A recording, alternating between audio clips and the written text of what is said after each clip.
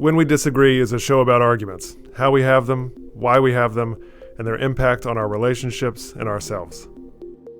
Have you ever been in a disagreement about a disagreement? It's so confusing. Let's say that you and a friend just saw a new, buzzworthy film and go grab a drink when the movie's over. You liked the movie, but your friend didn't. To you, the argument you then had about the movie seemed a little more than just a good-natured, friendly back and forth about acting and plots and soundtracks. The disagreement felt weirdly heated, and you felt the distance between you and your friend when you said goodbye that night. When the two of you talked again, you told your friend you were sorry about the fight you had about the movie, and your friend said, "What fight? I didn't think we were in a fight. Did you think we were in a fight?" And then you have a choice: to dig in and fight about whether or not you thought you were in a fight, or pretend like nothing happened and move on. Did you just invent a fight in your head? I'm Michael Lee, Professor of Communication and Director of the Civility Initiative at the College of Charleston. Our guest on When We Disagree is Sandy Slater, Associate Professor of History at the College of Charleston, who is originally from Eastern Kentucky. Sandy, tell us an argument story. Thank you, Mike, for having me today. Mine is not more of an argument so much as a fundamental disagreement about identity.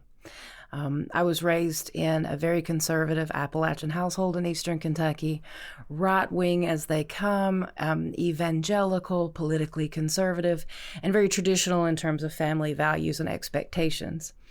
And the disagreement, I would say, as I clearly remember, is a phone call. I had confided to my sister, quite privately, expecting this to remain confidential, that I was queer. And she had a disagreement with me, and she got really vengeful, I suppose, and maybe had a bad attitude that day, who knows. But she told my parents, and I was in graduate school. I was on campus at the University of Kentucky, and I got a call from my mother. And she said very directly, "Are you gay?" And I had a moment of, I had to either claim myself or continue to hide, as I had done since I'd known that I was queer since I was 5 in kindergarten, right? But I was very quiet about it for a moment, and I had a choice. So I said, "Yes, I am," and I waited. And her response was, "Okay, you know you're going to hell, and we can no longer have anything to do with you in this family." And she hung up. And the world fell apart around me. I had a very close family growing up, and this kind of 30-second phone call changed my whole life. It changed the whole trajectory of my career even, because, I do queer studies now. And part of that, of course, is rooted in trying to find my own identity in graduate school. But I didn't know what to do, right? I was 24. So I went to class, and I kept going with my day, and I waited. And she never called back. And one day turned into 2, turned into a week, turned into weeks, turned into months. And in this period, I'd started seeing a woman, and it was very chaotic for me. It was my first queer relationship, and I was going through all kinds of turmoil around it, having been raised so conservatively. But I had been this raging liberal since I was young, and kind of the black sheep of the family already in terms of politics. But I was scared. I was alone. I felt very alone in the world. But after a few months, my mom called. And we talked for a little while, and it ended essentially the same way. And we tried over a period of maybe 10 to 12 years to find our way back to one another.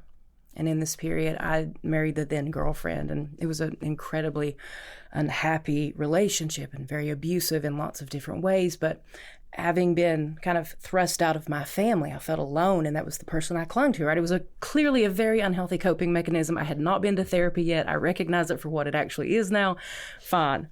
But, there were various attempts made over that 10 to 12 years to redeem me back into the family, to try to find some peace. Occasionally my wife would come home with me, and then it would always kind of spiral into these things. But in 2015, I had to have a massive spinal operation. And my marriage was falling apart, but I was so determined to, be committed to protecting that because it was defiance at this point. But my wife wouldn't take care of me when I was sick and I couldn't walk, and it was tragic and all these sad things. But my mother came down to South Carolina to take care of me. And she stayed with me in my home, and my wife was there, of course, but she stayed with me for 6 weeks and never left my side. And even though, we'd had trouble for many years, we knew that we loved one another very much.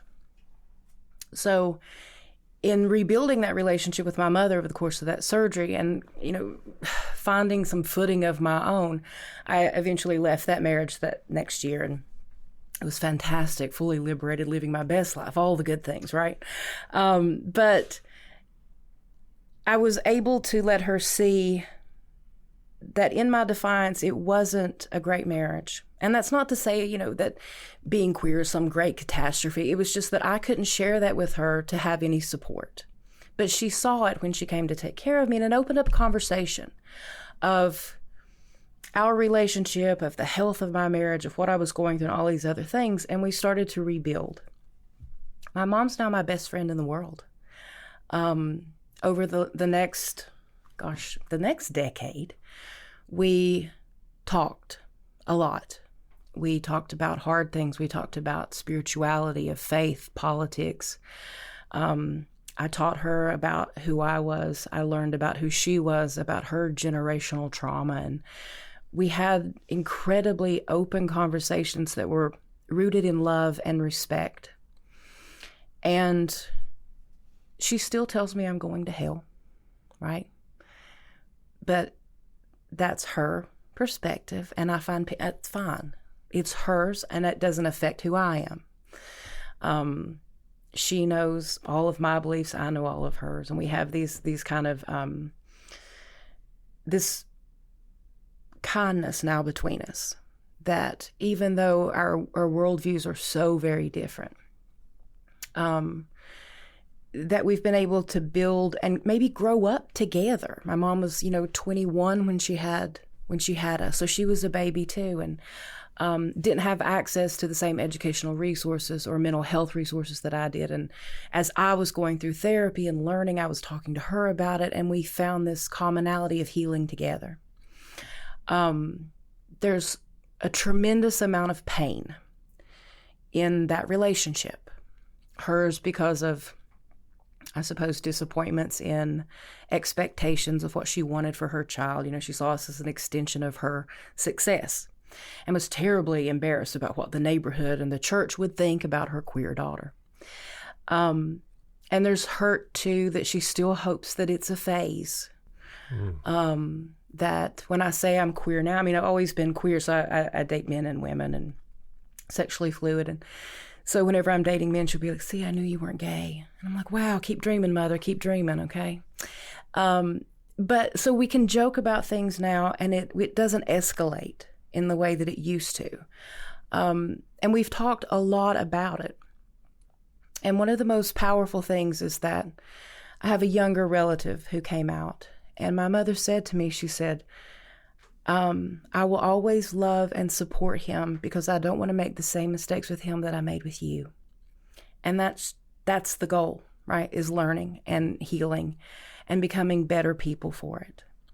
So it's not one disagreement. It's a lifetime of disagreement that we've been able to move past. And I find a lot of comfort and companionship in my mother now.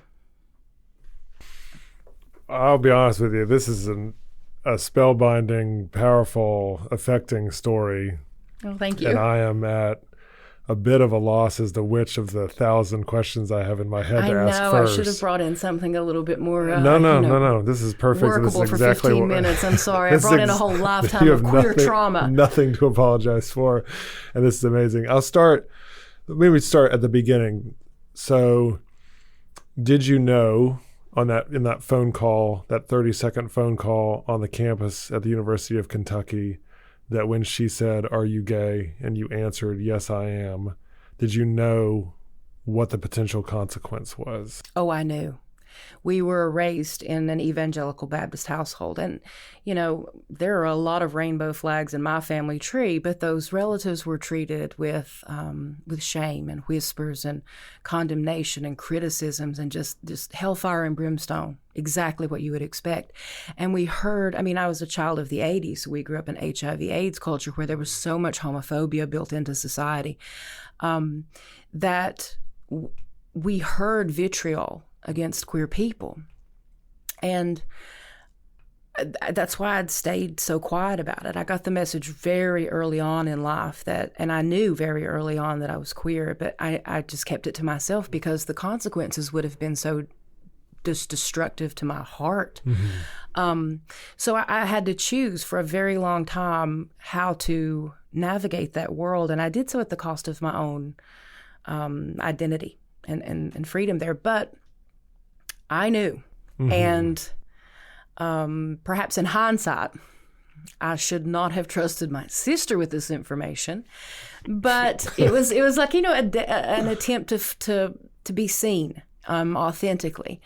Your truth. And I was struggling with it so much at the time, and I desperately needed the support of my family. And I was hoping, I don't know, you just kind of, in those moments, you zone out and you listen to what your gut tells you to do, and you go with it, and life will be forever different.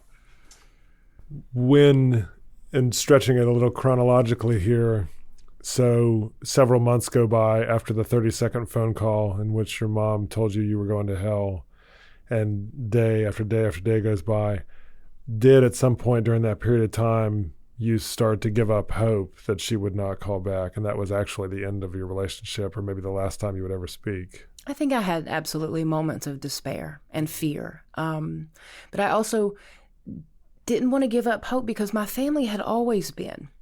This is one of the beautiful things about rural communities. And we grew up in a coal mining family and farming family, and we were all so close-knit and grew up 1 or 2 hollers apart all the time. Mm-hmm. So that family meant something more encompassing than just one relationship. But what it did do was it made me cling, perhaps in unhealthy ways, to something that wasn't good for me because I didn't feel like I had something else. And that's the takeaway grief that I have now, is that was the consequence. But I always held out hope. And as those years passed and all the conflict year after year, and it sometimes was brutal and cruel and screaming and just so much pain inflicted upon one another, and me rejecting so much of what I grew up in, and that I lost hope periodically, but I would always come back to love and healing, and that there's always hope as long as everybody's alive. There's this thing in my family. It's terrible that many people have died not speaking to one another. And to me, I grew up in Hatfield, McCoy country. We live and die by our feuds. But that, to me, was just the worst case scenarios, that there would be nothing good come out of it in the end. But I've learned that as hard as it was for me, that phone call was worse for her. And I'll tell you why. I'd had 24 years to prepare for that phone call. I knew who I was, and I knew what was happening with me. She was taken by surprise, I think. Although later on we've had conversations where she was a little suspicious. I was rocking a pretty awesome ball cap and flannel in college, but so I think she just didn't want to believe it. But for her, all of her dreams, everything she knew about me was gone in an instant. And I think it was more catastrophic for her. I think the rejection was intense for me, but the collapse of who she thought she knew was maybe, equally terrible in some ways. But what I've always tell my students, and I teach Queer America all the time, is a lot of queer students will come out to me for the first time. And that's a beautiful blessing and a privileged place to be and to hear their stories and to be a safe space for them to reach out, because I didn't really have one. But I always tell them when they ask me, how do I tell my family? What do I do? I always say, be patient, because you've been dealing with this and struggling and wrestling and suffering and, all the things that come with that your whole life. And you're maybe a little bit more prepared. Give your parents, your loved ones, your community a little bit of space to come to terms with it, to get caught up with where you're at mentally with that identity. And, ideally everybody would love everybody else and celebrate one another, and we wouldn't have all of this prejudice and hostility and homophobia and all of the things. But the reality is a lot of people are not going to have that initial welcoming response. And that can either devastate you or it can make you stronger. But it does teach you the lesson of patience and waiting and communication. Can I ask you a follow-up about the patience piece? Sure. And then I want to talk about the movement of you and your mom's relationship. But the patience piece, did it ever exhaust with you and your mom? I mean, in other words, how many times can you hear you're going to hell? Oh, Mike, I hear it every week and I'm still fine, right? I mean, but honestly, it's how much you internalize what they're saying as truth. If you hear somebody say something that you absolutely don't believe, you brush it off and you go on with your day. But if there's a part of you that believes it, that's where the pain comes from. I've come to terms with this identity and I've found a lot of happiness and peace in it. And so my mom will say it to me, but that's her truth, not mine. And her opinion is not my business. If it affects me, yes. Like if there's some genuine harm being done to me. But at this point, I think this is generational too. I think the older you get, you just let your parents say things sometimes and you just smile and nod because the world changes. And they're not a part of that change sometimes. You just see it as this anachronism. I just see it as just like a wacky commentary by mom. And then I'll say, oh, what's for dinner? And then it just keep moving because I've made my peace with it, and I know who I am. I love myself. I don't believe those things, but it's also not my place to, hurt her because she's never going to change. I'm never going to change. So you make peace with it. You can't go into the world. I mean, she's changed a tremendous amount in terms of her worldview. Absolutely. And I always tell her, I'm like, Mom, you're a secret feminist and you just don't tell people. And I always just think, oh my God, she's terrified that the church will find out. But, it's what you believe to be true. Yeah. And I don't believe that to be true. I don't believe, so I'm not flustered by it anymore. It used to cause me tremendous heartache because I was so steeped in that literal hell ideology. But now that I'm older, I always think that seems like where all the fun people are going. I mean, can we get a Groupon for this? I don't know. Is that still a thing? One of the things that's really striking about your story is your mom's ability to expose herself and spend time with you, and the twin narrative of the fall and rise again of your relationship with your mom juxtaposed against the rise and fall of your marriage. And so as I'm hearing it, and correct me if I'm wrong on the details, your mom can't even stand to be around you on the phone after you've come out for more than 30 seconds. But then when you have spinal surgery, your then wife, who doesn't want or can't take care of you, is then replaced in a caregiving role by your mother, who can now spend serious time, quality time, caring for you and helping you back to health. I know it sounds very dramatic. I should write a book about it. I would think about it. Well, yeah. And the marriage was quite scandalous, so I think it would be a bit of a bestseller. But so over the years we had made attempts to reconcile. Never for any. It only lasted maybe a few weeks, a few months at a time. I would go visit home. Sometimes I would bring my wife, and that would always, there were periods where we tried, but inevitably it fell apart. And But, you asked me earlier about my patience to it, and the fact that we always kept trying, even after some really awful blow-ups around these things and storming off. And occasionally, my mom would try to visit me and this back and forth. But we tried, but we never found any longevity of communication. It was always disrupted by this kind of chaotic underpinning of deep philosophical disbelief.